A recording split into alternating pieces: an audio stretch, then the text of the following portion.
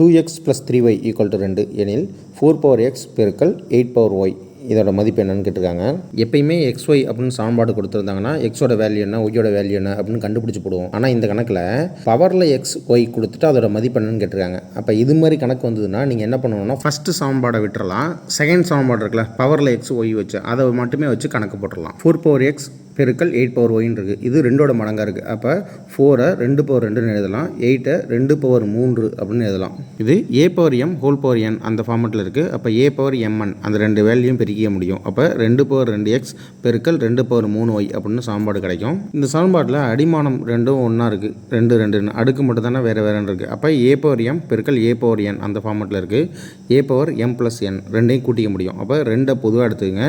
பவரில் 2x + 3y அப்படின்னு வரும். 2x + 3y அப்படின்றதுக்கு வேல்யூ 2 அப்படின்றது ஃபஸ்ட்டு சமன்பாடு நம்ம கணக்கிலே இருக்குது. அப்போ அந்த 2 அப்ளை பண்ணுங்கள். 2/2 அப்போ ஆன்சர் 4.